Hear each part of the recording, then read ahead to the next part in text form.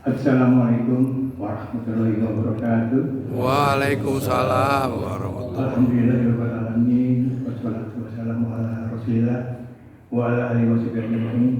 Asyhadu an la ilaha illallah wahdahu la syarikalah wa asyhadu anna Muhammadan abduhu wa rasuluh.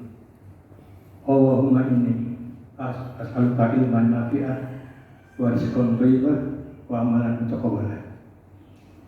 Allahumma afini fi badani, Allahumma afini fi sahbi, Allahumma afini fi basari, la ilaha illa anta. Jamaah sholat subuh Masjid Uda yang dirahmati Allah Subhanahu wa taala. Pertama-tama marilah kita panjatkan puji syukur kepada Allah Subhanahu wa taala. Hingga saat ini kita masih diberikan nikmat iman, nikmat Islam, nikmat sehat, dan nikmat masih dapat menjalankan saum Ramadan hingga hari ke-29 ini. Semoga amal-amal ibadah kita dari awal Ramadan hingga saat ini Allah terima dan Allah lipat gandakan pahalanya. Amin, amin, amin. Dan sekaligus juga kita mohon kepada Allah segala dosa dan kehidupan kita, kemaksiatan kita dalam menjalankan ibadah Ramadan Allah ampuni sehingga kita keluar dari Ramadan ini dalam keadaan fitrah. Amin. Jamaah sholat subuh Masjid Uda, kita sih mendengar beberapa Pak Khotib atau imam atau kita sih membaca Al-Quran. Kami mendengar bahwa ya ayyuhalladzina amanu, hai orang-orang yang beriman. Lalu kita bertanya pada diri kita sendiri, apakah memang kita sudah beriman atau belum? Kadang-kadang iman itu adalah percaya. Sulit kadang-kadang kita untuk mempercayai atau meyakini yang bahwa Allah itu ada. Kita perlu mengajari kepada anak-anak kita dari awal. Kita harus percaya kepada Allah bahwa Allah akan membantu kita. Salah satu contoh, kalau bila anak kita sakit, umurnya masih muda, mungkin masih sekitar 3-4 tahun, masih balita lah, dia sakit. Kita akan kita akan tanya kepada anak kita atau cucu kita, siapa sih yang akan menyembuhkan kamu? Kalau dia bilang dokter, ternyata kita sebagai bapak, sebagai orang tua, atau mungkin sebagai kakek atau nenek belum menanamkan keimanan kepada cucu anak kita. Kita harus memberitahukan kepada dia bahwa yang menyembuhkan kamu atau kita semua adalah Allah. Allah yang menyembuhkan kita, Allah yang akan membantu kesehatan kita. Masalah untuk dokter lainnya adalah ikhtiar daripada kelanjutan Allah yang memberitakannya. Begitu pula juga dengan anak-anak kita yang sudah dewasa, bila sekolah, sering kita lihat nilainya kurang bagus. Tidak sudah kita harapkan. Dia cerita kepada kita, Pak, Bu, Bi, Umi, aku dapat nilai jelek. Kadang-kadang kita langsung emosi kan gitu kan. Kamu sih nggak pernah belajar, kamu sih malas. Itulah akibatnya kalau kamu tidak malas, kamu tidak belajar, ilmu jelek. Kadang-kadang kita lupa bahwa semuanya yang Allah berikan, yang punya ilmu adalah Allah. Kapan kamu harus meminta pada Allah? Kita harus menanyakan pada anak kita, bagaimana sholat kamu? Apakah sholat kamu tepat waktu? Kalau belum, coba kamu sholat tepat waktu. Kalau memang kamu laki-laki, coba tepat waktu dan berjamaah di masjid. Di sekolah, berjamaah di sekolah. Di kampus, berjamaah di kampus. Kalau hari libur, ayo berjamaah di masjid. Itulah yang kita katakan kepada anak kita. Kita enggak bilang bahwa oh kamu sih belajarnya malas belajarnya. Karena kita tidak tahu anak zaman sekarang itu model belajarnya beda dengan kita. Kalau dia sudah belajar rajin, sekolahnya rajin, lalu kita tanyakan lagi, apakah setelah sholat kamu kerjakan, kamu wirid, kamu berpikir, kamu berdoa? Setelah itu apakah kamu setelah sholat melaksanakan sholat rawatib Qoblah atau Ba'dah? Karena kita harus memberitahukan kepada anak kita atau mungkin pada diri kita sendiri.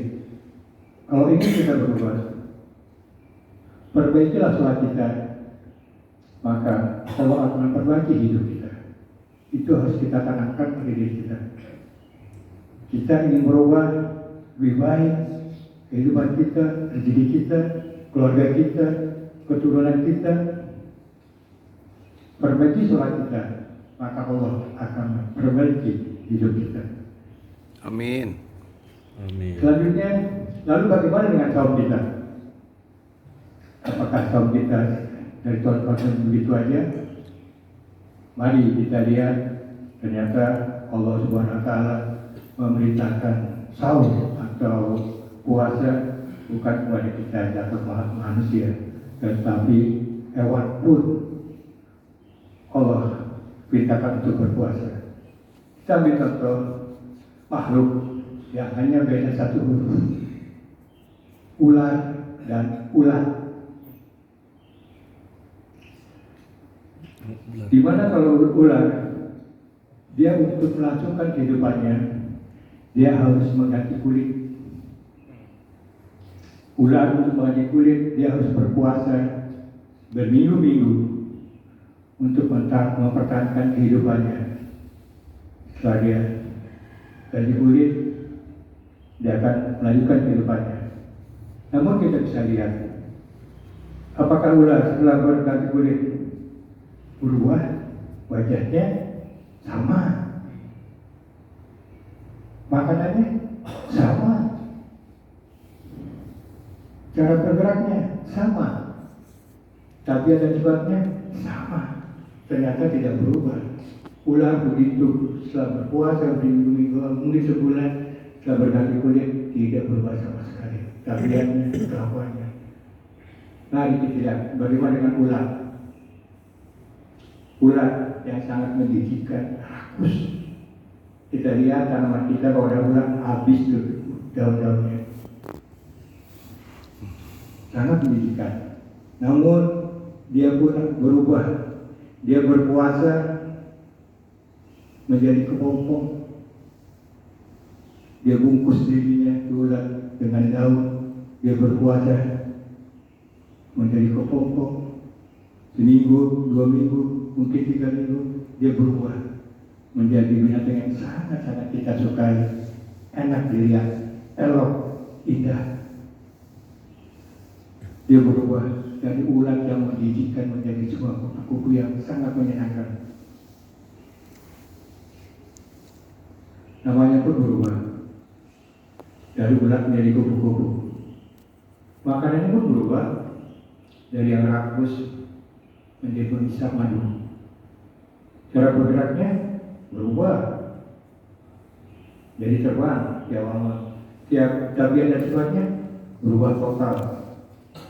Ketika maju ular menjadi rusak alam makan daun, begitu jadi kupu-kupu menghidupkan dan membantu kelangsungan kehidupan tumbuhan dengan cara membantu penyembuhan ular. Inilah hiburan kita bisa ambil di mana posisi kita. Apa kita puasa kita selama ini sudah bertahun-tahun, sudah berapa kali kita puasa? Umur kita udah bukan saya 60, udah 40 tahun, kok nggak berubah ya? Perlu introspeksi diri. Kesimpulannya, hakikat puasa bukanlah hanya menahan lapar dan haus saja, namun kita juga harus menahan dan meninggalkan kebiasaan yang tidak baik, sehingga ke depannya kita bisa menjadi lebih baik lagi daripada hari ini. Ini sudah sampaikan kata-kata yang baik dari Imam Syafi'i. 2 kalimat yang hanya sampai dari huruf antara kapan dan kapan. Kapan kita tahu, kapan waktu, kapan adalah kain pembalut jenazah. Kapan dan kapan hanya beda huruf. Membuat kita sadar akan pentingnya memperbanyak amal soleh. Berapa banyak manusia yang masih hidup dalam kelalaian, sedangkan kain relevannya sedang ditenun. Maka dari itu, belajarlah dari spasi. Dia bukan untuk pemisah, tapi memberi ruang agar terlihat lebih baik. Itu saja yang kami sampaikan. Mohon maaf bila ada kata-kata berkenan.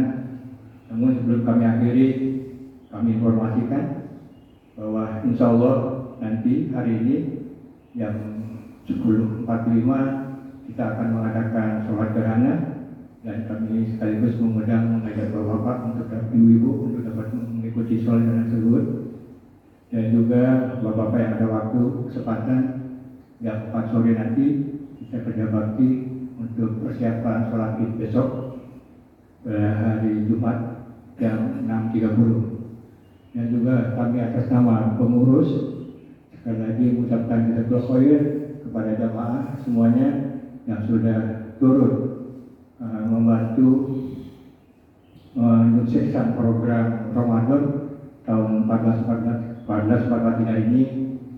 Semoga Allah membalas semua kebaikan bapak semua, ibu semua, dan semua tidak dibagi aku segala dosanya.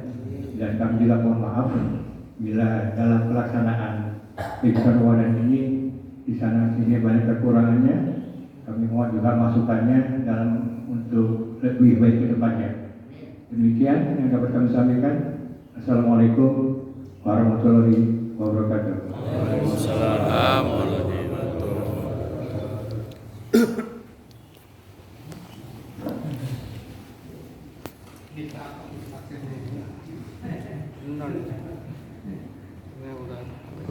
Dari kantor.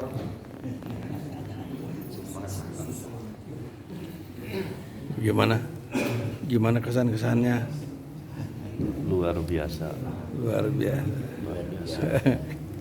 Kita mau jadi ular apa mau kupu-kupu? Mau jadi ulat. Jadi orang yang sukses. Kita pilih. Jadi kita mau jadi ulat aja ya. Ulat keket. Gampang. Kayak kupu-kupu. Pak Yudo gimana Pak Yudo? Full? Full. Waduh, alhamdulillah. Full ya. Ya, katam full. Khatamnya berapa kali? Satu kali aja, Bos. Satu kali. Waduh, kita udah 4 kali. 4 kali rencana.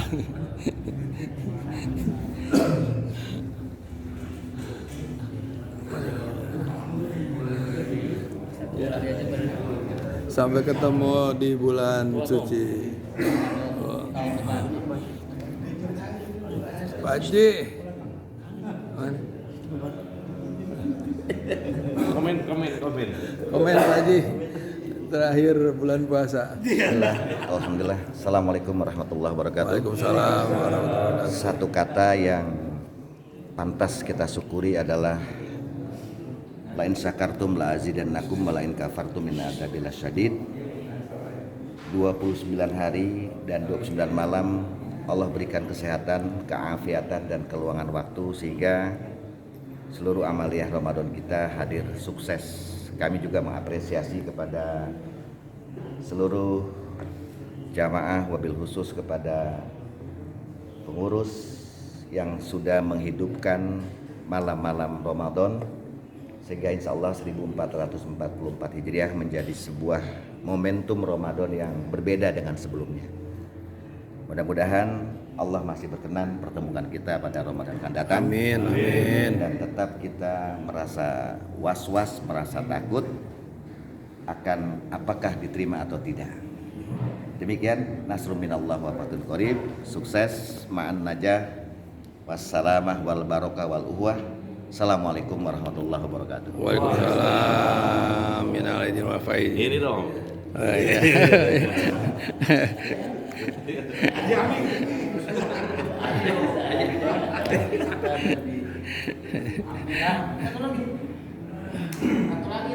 Wes. Ini akhir dari bulan Ramadan. Ya tuh. Ada yang tambah gemuk, ada yang tambah kurus. Kan kita sholat id hari Jumat. Mantap, mantap. Pertanyaan saya, ada nggak sholat Jumatan nanti di sini? Nggak ada. Oh ya udah, nanti dicari yang ada. Adalah. Kan boleh. Ya demikian. Sukses sampai ketemu di bulan puasa. Di bulan suci Ramadan tahun depan.